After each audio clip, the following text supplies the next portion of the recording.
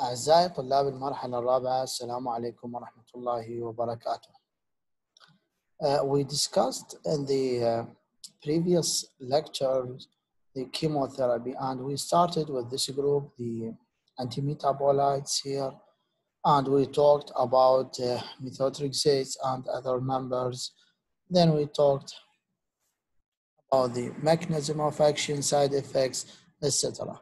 Today we will continue in this series, and we will talk about 6-mercaptopurine, also another member in antimetabolites. And this drug is considered as a purine antimetabolite. And there is another drug is also closely related to mercaptopurine. It is called azathioprine. It is an immunosuppressant drug and exerts its cytotoxic effect after conversion to 6-MP, 6-mercaptopurine.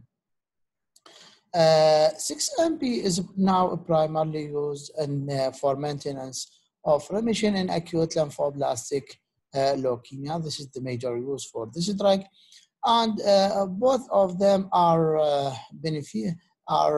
useful in the treatment of other diseases such as Crohn's disease, in addition to anti-cancer effect.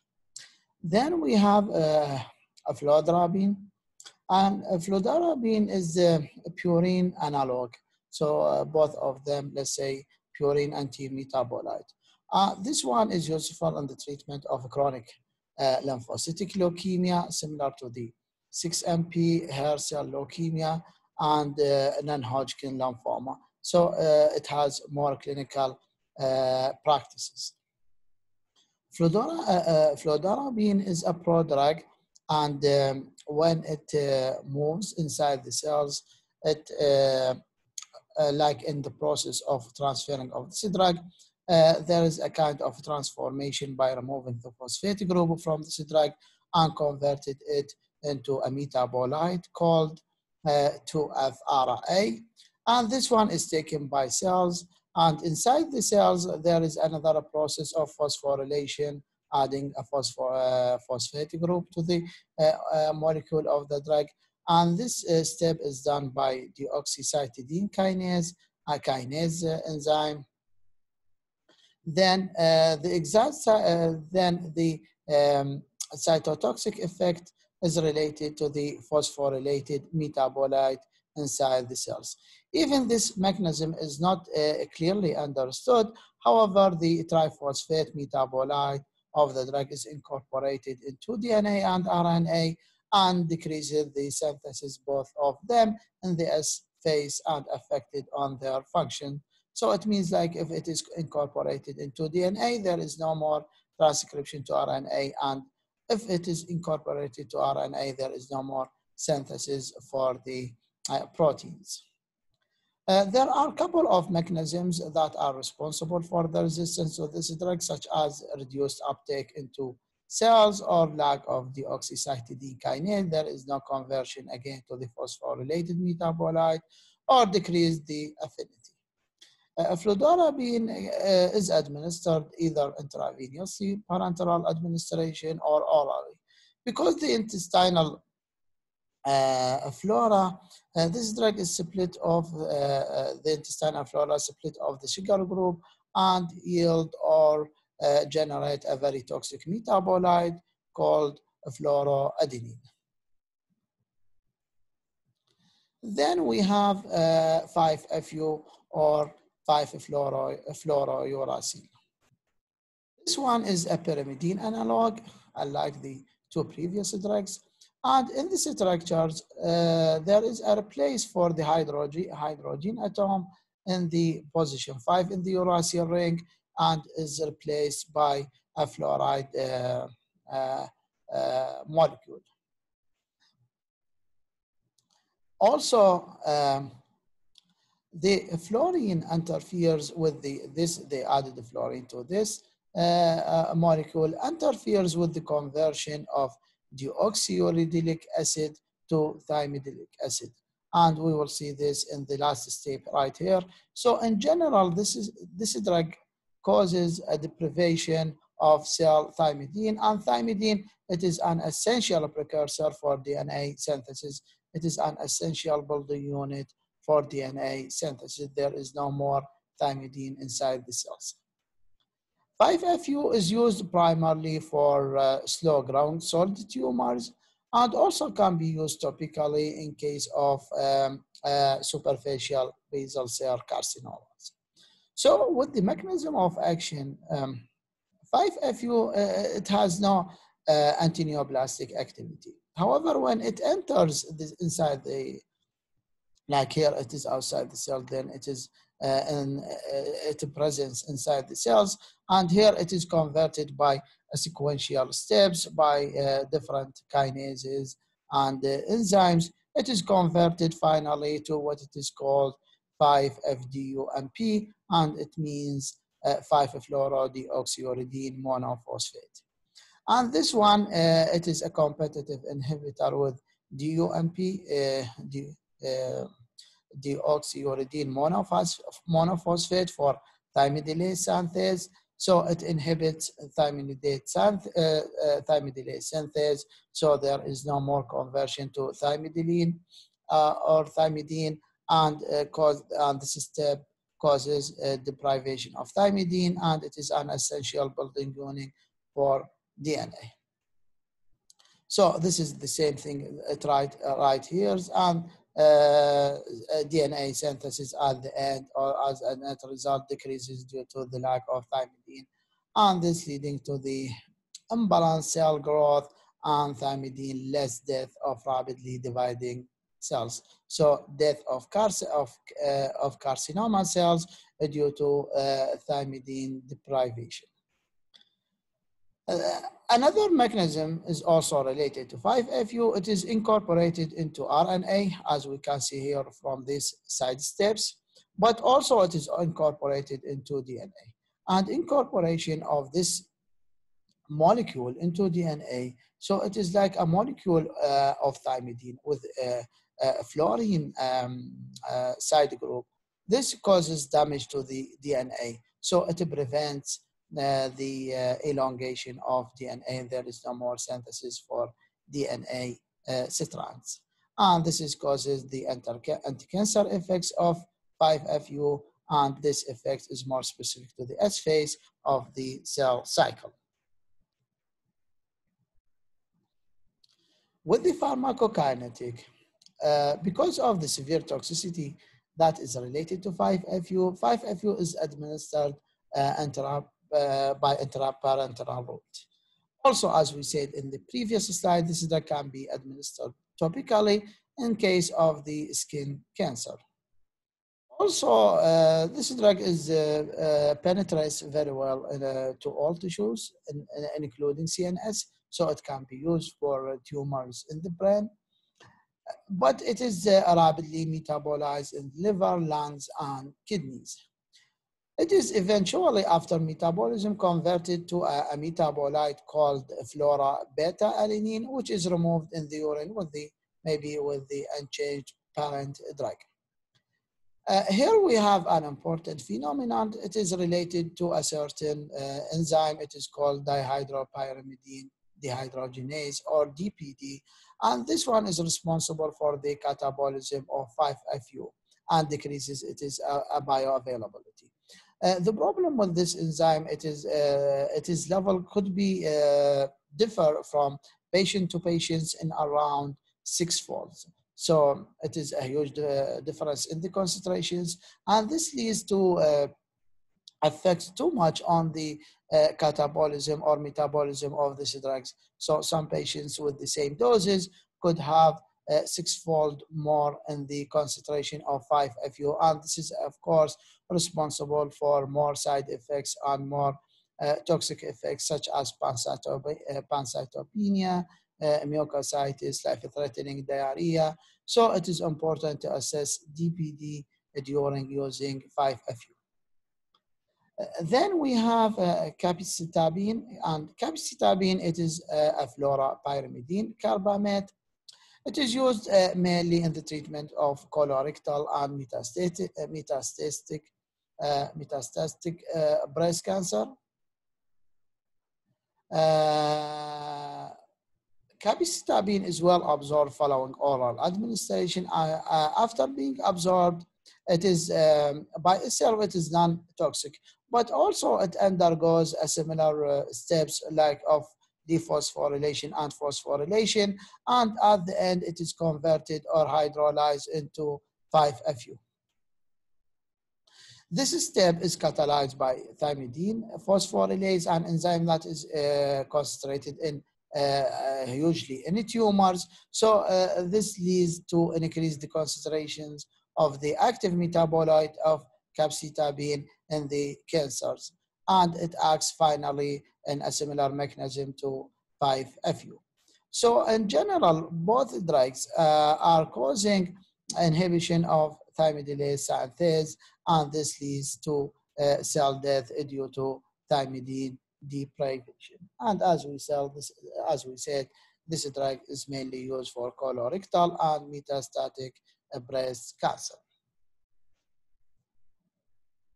Then we have cytarabine. And cytarabine, it is an analog of 2-deoxycytidine, in which it is not very important to memorize these chemical structures or what they are mean necessarily. What we are talking here, it is mainly or generally related if it is related to pyrimidine or purine, or what is the exact mechanism of each drug. So it is important to focus on this more than on the chemical structures. So in this drug, it is an analog of the deoxycytidine, and in which the natural ribose residue is replaced or changed to d-arabinols. The major clinical use of this drug, it can be used for AML, acute non-lymphocytic leukemia or myelogenous leukemia. Cytarabine enters the cells by a carrier-mediated process, similar to what we saw with previous drugs. Like other purine and pyrimidine antagonists that we saw in previous slides, must be sequentially phosphorylated by the deoxycytidine kinase, and this is what we saw also with previous drugs, and other nucleotide kinases in order to form an active metabolite, which is called ARA-CTB or cytosine arabinoside triphosphate. ARA-CTB is an effective inhibitor of DNA polymerase, so it prevents DNA elongation due to inhibition of DNA polymerase.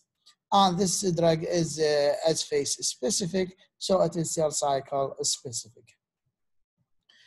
Pharmacokinetics, cytarabine is not effective when given orally because of deamination of non-cytotoxic to the non-cytotoxic RIU. So here we have a couple of metabolites that we are talking here. So here in the beginning, the active metabolite is ARA-CTB, here RIU, and RIU, it is like inactive metabolites. So that the drug is not given orally, is given intravenously. And it is distributed throughout the body, but it does not enter to the CNS in sufficient amounts. So if there is a brain tumor and there is a need to use this drug, it is recommended to use this drug by intrathecal administration. Cytarabine undergoes extensive oxidation deamination in the body to RIO. This is the same metabolite.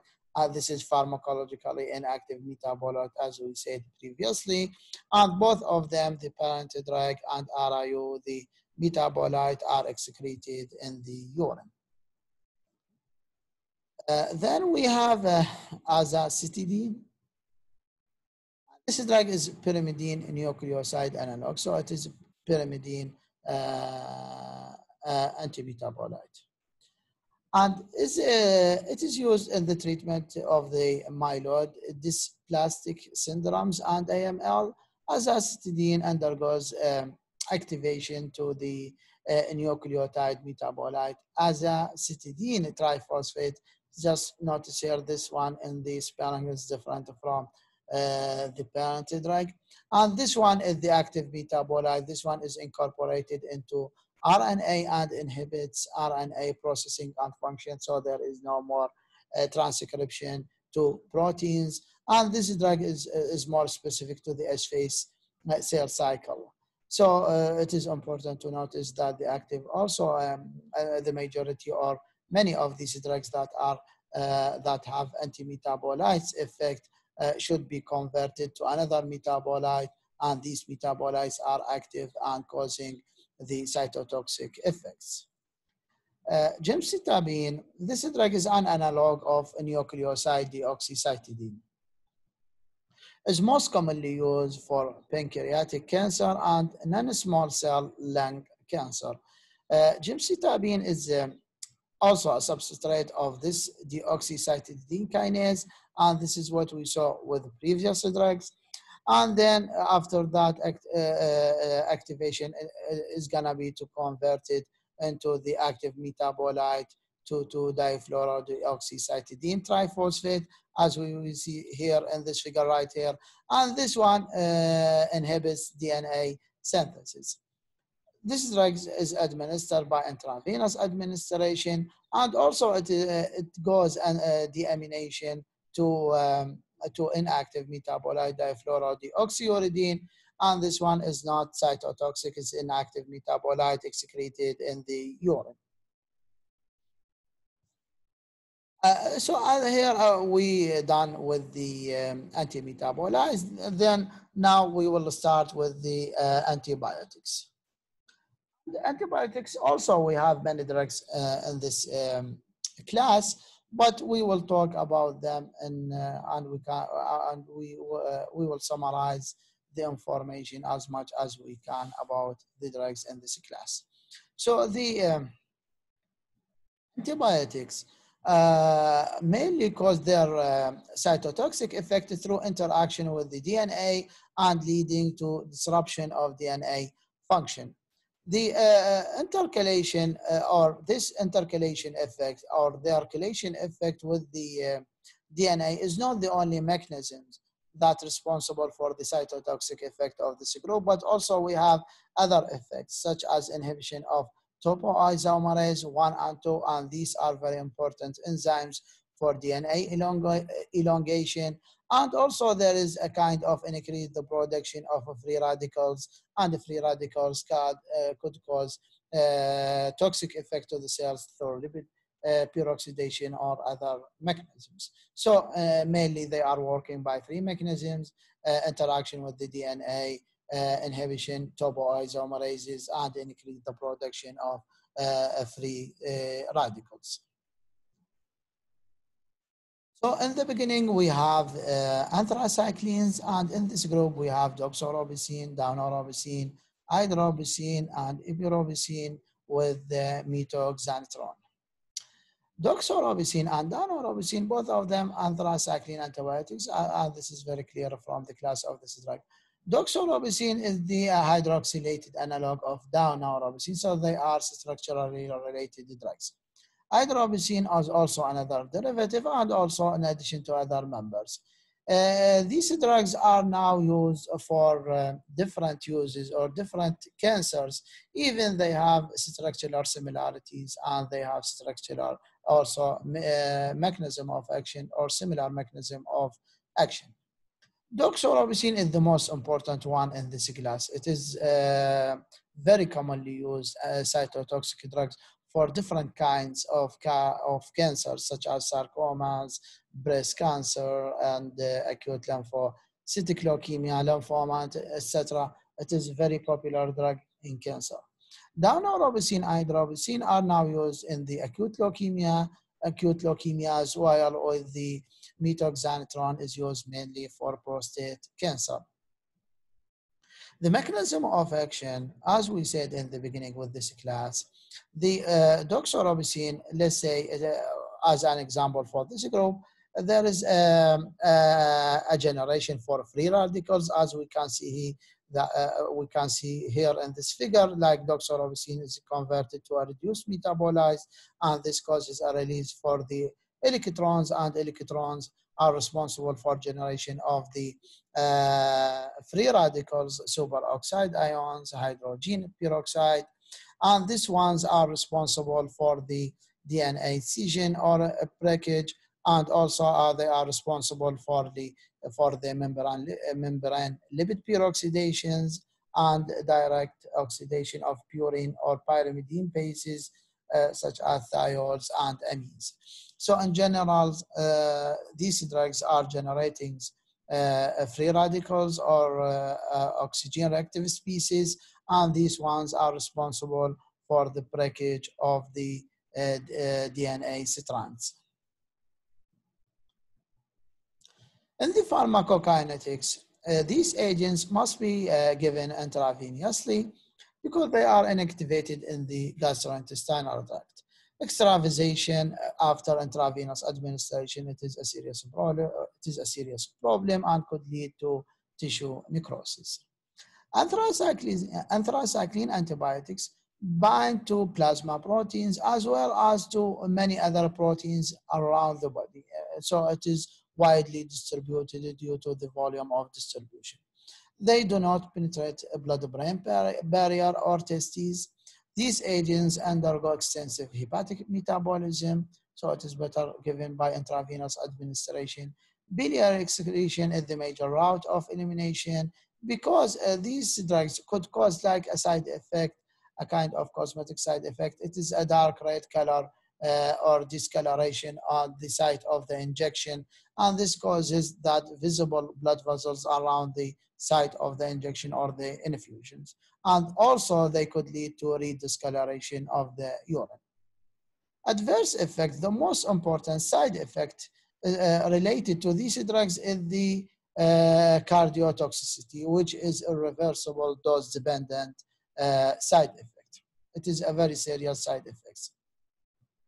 And it is very common with the doxorubicin, but I think it is less likely to happen or with lower incidence with idarubicin and epirubicin. Cardiotoxicity apparently related to the generation of free radicals and lipid peroxidation. And this is what we saw from the mechanism of action through generation of reactive oxygen species. Co-administration of monoclonal antibody, trastuzumab, with the doxorubicin or epirubicin increases the incidence of cardiotoxicity and congestive heart failure.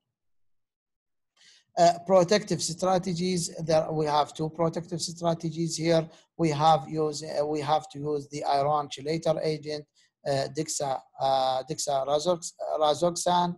This one has alkylating activities and could decrease the level of the drug in the heart. And also there is another protective mechanism by using liposol dosage form. So using liposomes to encapsulate the drug and prevent the drugs from the direct contact with the cardiac cells, such as cardiomyocytes.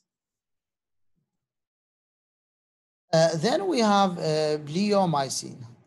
And bleomycin is a mixture of different glycopeptides. Like anthracyclines antibiotics, it causes scission or scission of DNA by an oxidative process, also through generation of reactive oxygen species. Bleomycin is cell cycle specific, and this is the only exception. Most of them, they are this class, all of them are cell cycle nerve specific, except bleomycin. It is cell cycle specific and cause cells to accumulate in G2 phase. Is used mainly to treat testicular cancers and Hodgkin's lymphoma. The mechanism of action, it is similar to what we saw on the previous drugs, that DNA bleomycin ferrous complex undergoes oxidation to bleomycin ferric complex. And this process causes to liberation of electron ions, and electrons react with the oxygen and generate superoxide and hydroxyl radicals, and both of them reactive oxygen species, and these ones are attacking the phosphodiester bonds of the DNA, resulting in the DNA scission. And of course, there is aberrations of chromosomal due to the breakage of DNA strands. And this is the mechanism of action just in the figure, the same that we talked here. Pharmacokinetics. Bleomycin is administered by a number of routes. Bleomycin inactivating enzyme hydrolase is high a number of tissues, but it is very low or sometimes absent in the lung and the skin. And this is the major reason for the toxic effect or side effects of this drug in these two organs. Most of the parent drug is excreted and changed in the urine, and there is a necessary dose adjustment if the patients have renal failure. Adverse effect, the most common and serious side effect with the bleomycin is the pulmonary toxicity. And this causes certain symptoms such as rales, which is abnormal sounds from the lung, cough, infiltrate to the potentially fatal fibrosis. And this pulmonary fibrosis is called bleomycin lung. Also, patients could suffer from hypertrophic skin changes, and this is what we talked about, that the hydrolase enzyme, it is very low or absent in the skin and the lung, so the side effects are concentrated, is a kind of concentrated in the skin and lung. Hyperpigmentations of bleomycin. Also, it is noticed that this drug is rarely caused myelosuppression. Then we have here the after antibiotics, we have the alkylating agents. And in this class, mainly their effects or their cytotoxic effects is related to the binding to the nucleophilic groups in various cell constituents. Such as DNA, RNA, or other nucleophilic groups inside the cells. Alkylation of DNA is the most important step in the cytotoxic mechanism or action that is induced by these drugs. Alkylating agents do not differentiate between the cells which are in the cycling or they are resting cells. So they are attacking both dividing and non-dividing cells. However, their effects are most toxic to the rapidly dividing cells. Can be used in combination with other agents from other classes. In addition to all these drugs in general could cause a common side effect, mutagenicity or carcinogenic effect, and this is called like secondary malignancies such as acute leukemia, and can be treated by anti-cancer drugs. So here we have cyclophosphamide and ifosfamide. These drugs are closely related mustard agents, and they have a very similar mechanism of actions and side effect profiles. The cytotoxic effect happens after generation their alkylating species, so they must be transformed into other active metabolites, and these metabolites have the alkylating activities, which are produced through hydroxylation by cytochrome 450, and these agents have a broad clinical spectrum and can be used as a single agent or in combination, as we said in the beginning or in the previous slide, to treat various neoplastic diseases such as Hodgkin lymphoma, sarcoma, and breast cancer. So with the mechanism of action, cyclophosphamide is the most commonly used one in the alkylating agents in general.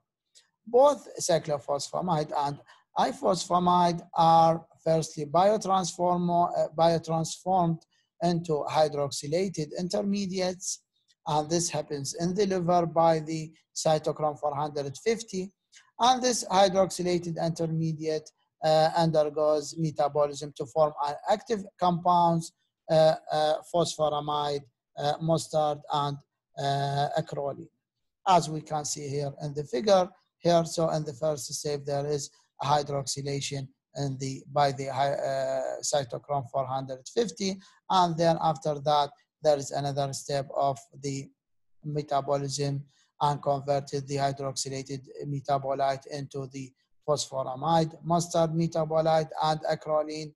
And these ones are responsible for the cytotoxic effect of these drugs through a reaction directly to the DNA alkylating effect on the DNA.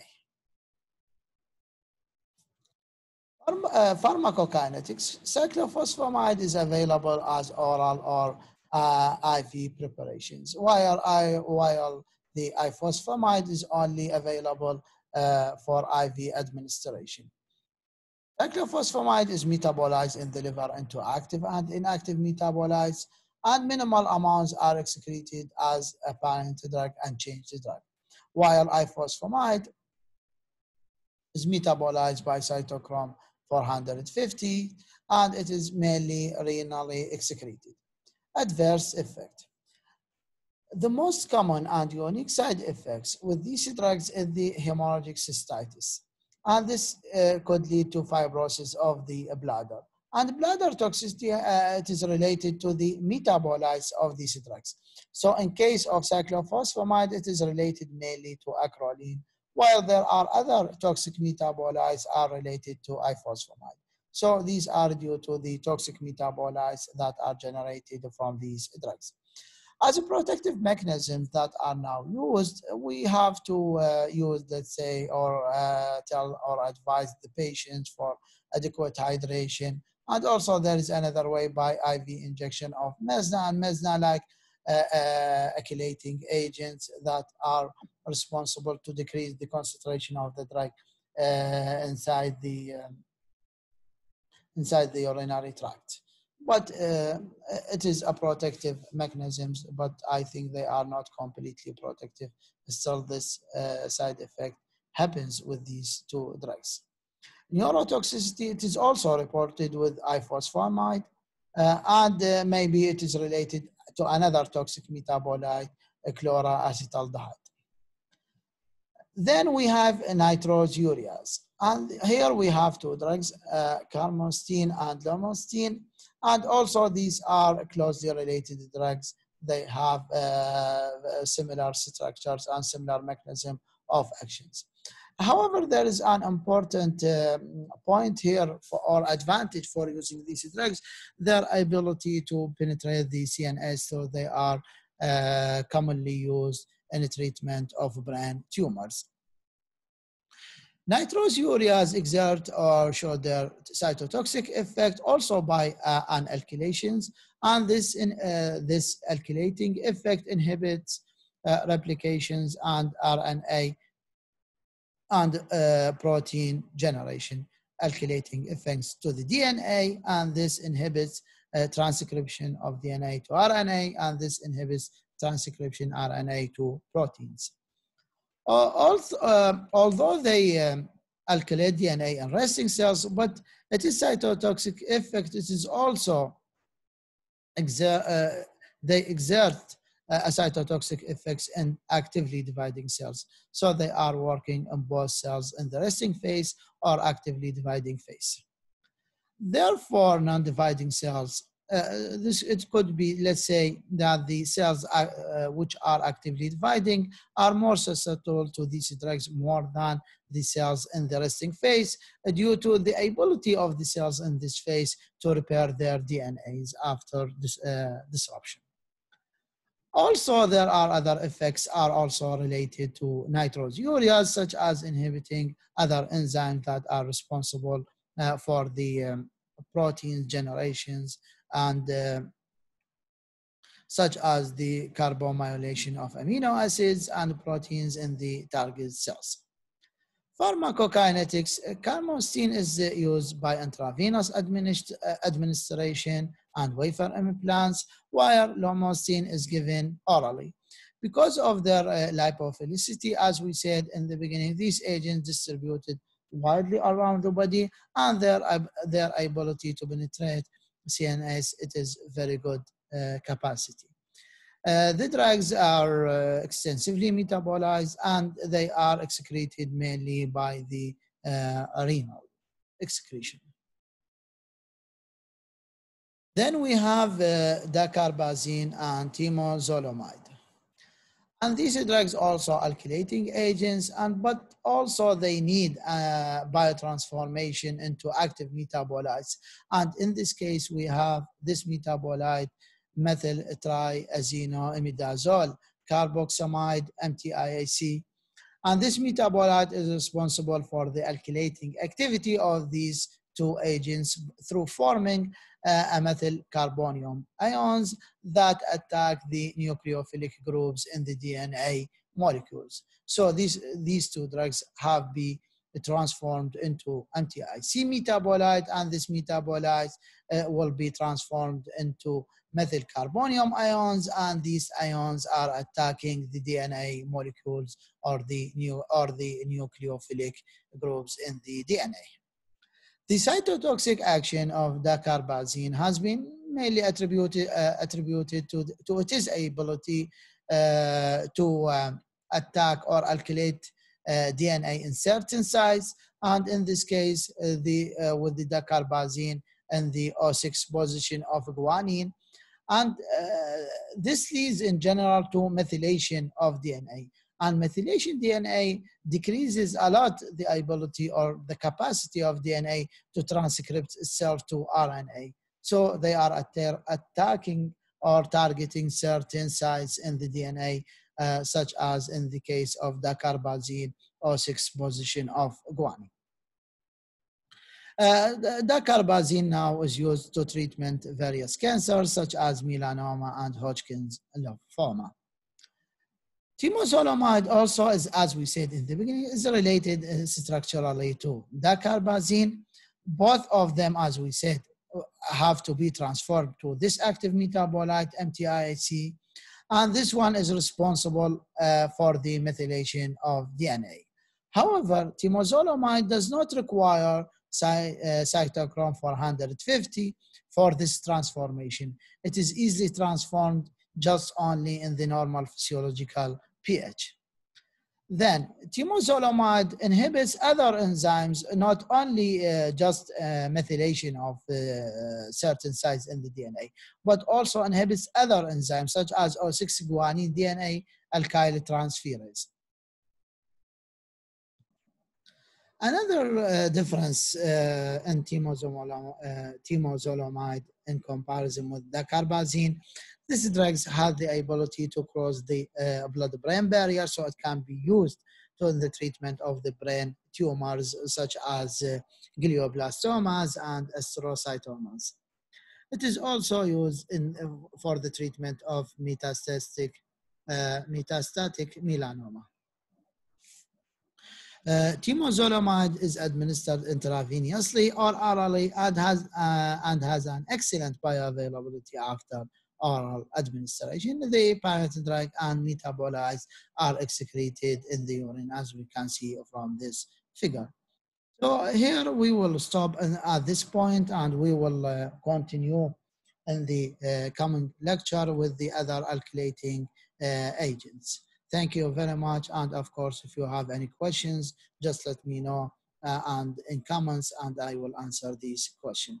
Thank you very much.